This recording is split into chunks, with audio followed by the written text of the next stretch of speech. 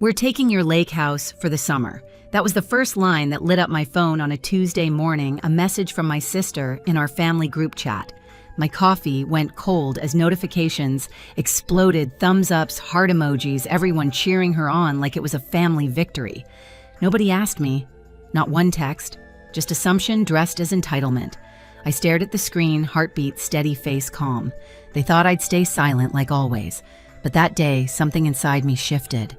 I smiled, set my cup down, and whispered, "All right then, let's see how this goes." I'm Emily Carter, 34, and if you'd met me a year ago, you'd have called me the quiet one. I've spent most of my adult life avoiding conflict, smoothing things over, being the dependable daughter who never raised her voice. I work as a senior data analyst at a big bank in Chicago, a job that thrives on logic and silence. My apartment downtown is small but spotless, everything labeled, every line of code, and every drawer in order. On weekends, when the city noise starts to hum through my skull, I drive 3 hours north to my lake house in Michigan. That place is mine in every sense. I bought it 6 years ago after a promotion that no one in my family even congratulated me for. A white cabin trimmed in blue, overlooking still water and pine trees that sway like slow metronomes. The air smells like rain and cedar, and in the mornings the fog rises so thick it looks like the world erases itself for a while. When I'm there, I can breathe. No coworkers, no meetings, no family drama, just quiet. My family, mom, dad, my sister Hannah, and her husband Tyler live 6 hours away in Indiana. Hannah's 31, married, young, loud, impulsive, the kind of person who fills every room she walks into. Growing up, she was the golden child. My mom, Linda, used to say, "She's just a free spirit, Emily. You're the sensible one." Sensible, her polite word for invisible. Dad Robert mostly nodded along. He wasn't unkind, he just didn't get involved. He believed keeping the peace was the same as keeping love. When we were kids, Hannah got the new bike while I fixed mine with duct tape. If she broke something, I got blamed for leaving it too close. By the time I turned 15, I stopped arguing. It was easier to be quiet, easier to disappear. And when I started making good money, it felt natural to help a washing machine when theirs broke a down payment. When Hannah's car got repossessed, the kind of invisible generosity families call support, but never repay. So when I bought the lake house, giving them a spare key felt harmless. I imagined long weekends together, barbecues, my mom laughing by the water. They used it a few times, mostly Hannah and Tyler. I didn't mind. I liked being the capable one, the one who made things possible. But over time, that generosity turned into expectation.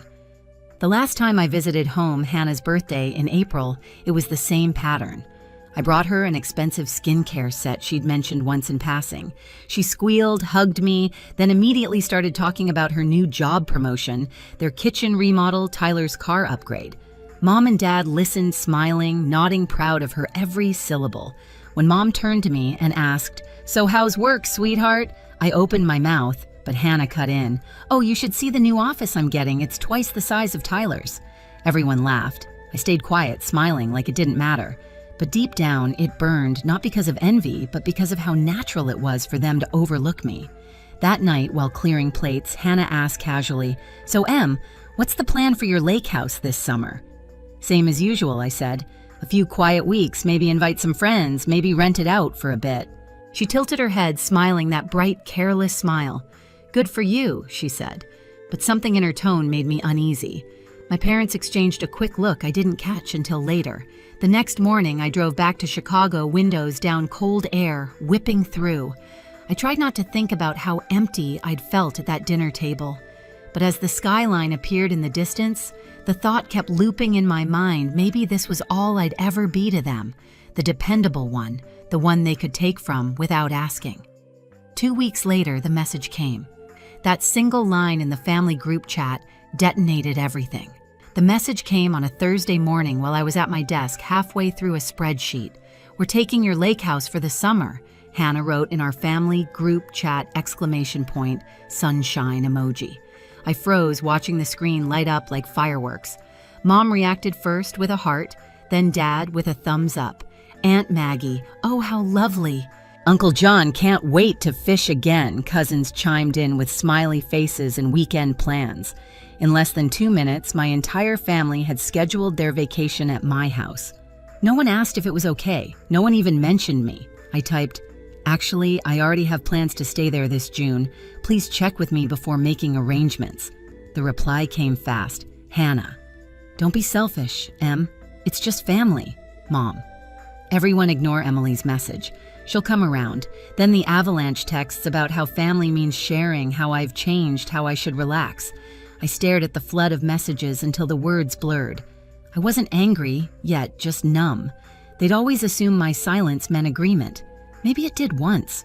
But that morning, something inside me went still. Ryan called during lunch. "You okay?" he asked. I told him everything, the group chat, the entitlement, the casual cruelty. He listened the way he always does, without interrupting. "So what are you going to do?" For once, I said, "I think I'm going to let them find out who I really am." That night, I scrolled through old messages, years of small favors, quick transfers, gentle thank yous that never meant anything. Every, "Can you help us just this once?" Every, "You're the best, I realized it had never been gratitude. It was ownership disguised as love. By midnight, I was pacing my apartment lights off, phone glowing in my hand. Their latest text blinked at the top, "You're being ridiculous." The words pulsed like heat behind my eyes. I thought about the lake house, its porch lights, the smell of pine, the quiet mornings I'd built for myself, and I pictured them trampling through it like it was theirs. I didn't sleep. Around 2 a.m., I opened my laptop and started searching home security installation near me. I wasn't planning revenge out of rage. It was clarity, cold and calm. For the first time, I wasn't trying to keep the peace, I was drawing a line. When dawn came, I brewed coffee, looked out at the city, and whispered, "All right." They thought I'd give in. They thought I'd let it slide. They had no idea that silence in my hands had become a weapon. I took 2 personal days from work and drove to the lake before sunrise. The roads were empty mist curling over the asphalt like ghosts. When the trees opened to reveal the water, I felt my chest loosen for the first time in weeks. That house had always been my sanctuary. Now it would become my statement. I started with the locks. A locksmith named Carlos arrived before noon, cheerful and talkative until he saw my expression. "Family trouble?" he asked lightly. "You could say that," I said. He didn't ask again. By the time he left, every door and window had new keys, mine alone. Next came the security system. 2 technicians from a local company installed motion cameras around the porch, driveway, and dock. I watched them move through the property like quiet soldiers, drilling, wiring, connecting. When they handed me the control app, I felt a strange surge power, clean and steady. That night, I sat on the porch steps with a notebook and listed every transfer, every favor I'd ever done.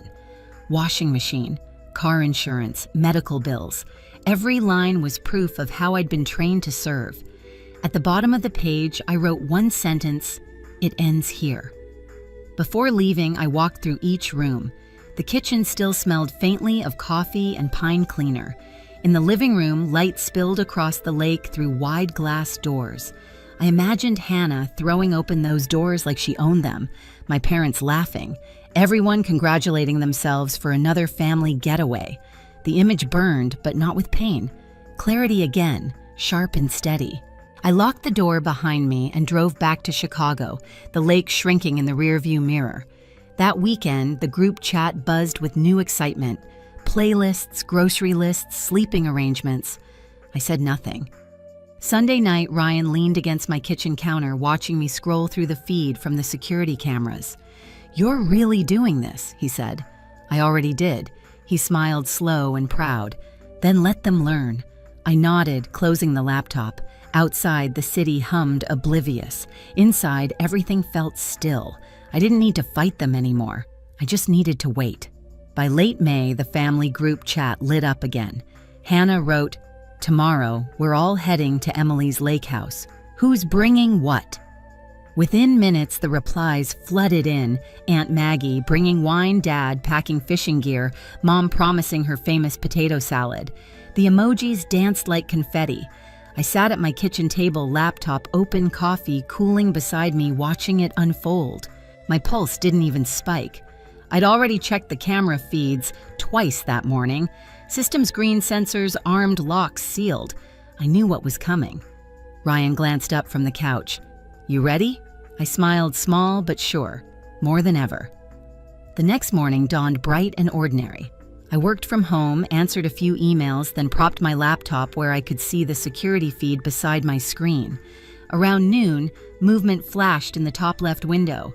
A silver SUV rolled up the gravel driveway, dust trailing behind it. Hannah and Tyler stepped out first, sunglasses on beach bags slung over their shoulders. Behind them, my parents' sedan. Then a third car, Aunt Maggie and Uncle John. 4 vehicles, total laughter spilling out as doors slammed, voices calling across the yard. Hannah jogged up to the front door, jingling her keys like victory bells. "Got it," she shouted. I leaned closer to the camera feed. She tried the lock. It didn't turn. She frowned, tried again, twisting harder. Nothing. Tyler came over, tested his own key. Same result. I could almost hear the confusion through the screen, the quick, nervous chatter, the tone shifting from cheer to irritation. Then Hannah's voice, sharper now. Emily must have changed something. Dad appeared beside her, gray hair catching the sunlight. "Maybe she lost the old keys," he said, trying to smooth it over. But when he looked up and noticed the new camera above the door, his expression froze. I sipped my coffee. They all followed his gaze, Mom shielding her eyes, Aunt Maggie muttering something. Hannah stepped back, hands on her hips. "Is she seriously filming us?" A text buzzed on my phone. Mom calling, then Hannah, then Tyler. I let them ring. When the family group chat started lighting up again, I clicked it open. "Hannah, Emily, this isn't funny. Let us in." Mom, "How could you do this to your own family?" Dad, "We drove 6 hours." Aunt Maggie, "You're being ridiculous." I typed slowly, every word deliberate. "If you break that door, the alarm will go off. The police will come. You'll all be arrested for trespassing." I hit send. On screen, they all paused, pulling out their phones in near unison. I watched the message appear in their chat bubbles, the realization spreading across their faces like a slow infection. Confusion, shock, then fear. Hannah dropped her phone first, bending to grab it with trembling hands. Mom pressed her palm to her chest. Dad's jaw tightened. Aunt Maggie muttered something that made Tyler flinch. Ryan leaned over my shoulder. They got it. The front yard on the feed was chaos now. Gestures, accusations, the kind of angry body language families use when they've lost control. I imagined the sound, overlapping voices, excuses forming faster than logic. Then came the moment of silence, the one I'd been waiting for. Mom looked directly into the camera. I met her eyes through the pixelated lens. She mouthed something I couldn't hear, but I knew what it was. "How could you?" For once, I didn't feel guilt. I felt clean. After 15 minutes of arguing among themselves, they started retreating. Bags dropped in frustration, coolers shoved back into trunks, slamming doors. One by one, the cars backed out of the driveway, tires crunching over gravel until only dust and pine needles remained. I closed my laptop. Ryan exhaled beside me. That was beautiful. I smiled. No screaming, no fighting, just truth. The phone rang again that evening, Mom's number flashing. I let it buzz twice, then answered. Her voice came sharp, trembling. "How could you do this, Emily? To your own family? I warned you," I said. My tone was calm, measured. "It's my property. You don't get to claim it because you feel entitled to it. You're being cruel." "No," I said. "I'm being clear, and from now on, you can handle your own bills too. I'm done funding this family's comfort." There was silence. Then a shaky, "You don't mean that." "I do. Every word." I hung up.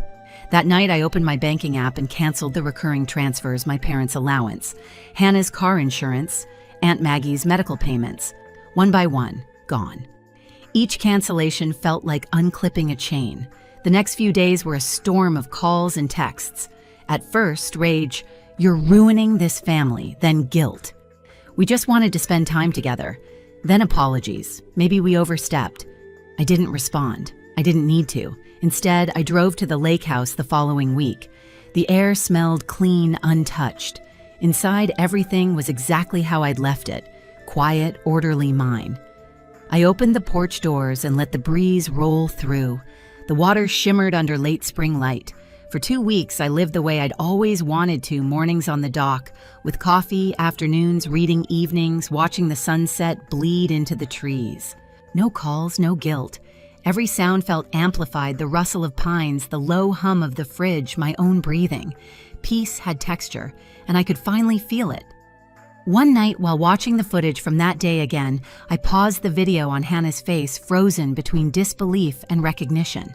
The moment she realized she'd lost control, I didn't smile or gloat. I just sat there remembering the years that led to that expression, the dismissive laughs, the endless "you'll come around." This was the first time I didn't come around. Ryan visited that weekend. He stood beside me on the porch, hands in his pockets, eyes on the lake. "You think they'll ever understand?" Maybe, I said. "But it doesn't matter if they do." He nodded, quiet. "You look different. I feel different." We watched the sunset until the light disappeared. The air cooled, and for the first time in my life, the silence didn't feel heavy. It felt earned. Summer slipped by quietly. My family didn't visit again. The calls slowed, then stopped altogether. I deleted the group chat one evening without ceremony, just a swipe of silence. At first it felt strange not to check for messages, but soon the quiet became comforting. Work went better than ever. My focus returned, my performance sharp. Karen, my boss, noticed. "You seem lighter," she said one morning. "Whatever you're doing, keep doing it." Ryan and I spent weekends at the lake, just us, coffee and slow mornings, no interruptions. Sometimes I'd catch myself glancing at the cameras, not out of fear, but as a reminder that I'd learned to protect my peace. A few months later, I got a text from Mom. "We'd like to talk, maybe start over." I thought about it for a while, then replied simply, "Not yet." For the first time, saying no didn't ache. It felt like truth. The people who had once drained me were no longer in control. My life wasn't loud, but it was mine, every quiet second of it. When I looked out over the lake that evening, the surface was still reflecting only the sky. And for once, that was enough. A year later, everything looked different. I'd been promoted to senior data analyst, and Ryan and I were planning our wedding. My family had learned to live without my money, and I'd learned to live without their approval. When Mom called for my birthday, her voice was softer, careful. We spoke politely like distant neighbors, and it was enough. The lake house remains my sanctuary, locks changed, cameras still humming. Some people might call that paranoia. I call it peace. I've realized something: boundaries aren't cruelty, they're clarity. Love doesn't mean surrendering yourself to be used. It means protecting the part of you that no one else bothered to. If you've ever had to draw that line between duty and self-respect, tell me in the comments. You're not alone. And if you want to hear more stories like this, hit subscribe. The next one might remind you that saying no can save your life.